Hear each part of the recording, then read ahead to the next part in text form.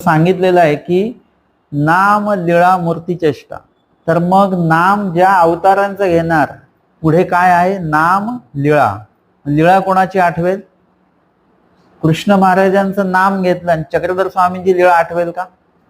नाही. नाम ज्या अवतारांचं घेतलं त्याच अवतारांच्या लीळा आपल्याला आठवणार आहेत आणि म्हणून नामाला तेवढंच महत्व आहे.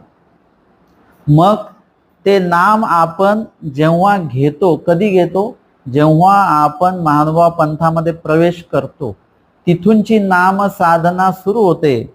ती आपली शेवटपर्यंत, म्हणजे एक तर या देहाचा शेवट किंवा विशेष ज्ञानाचा शेवट. म्हणजे हे तर शाब्द ज्ञान आपण धरून चालू, शाब्द ज्ञान आहे हे.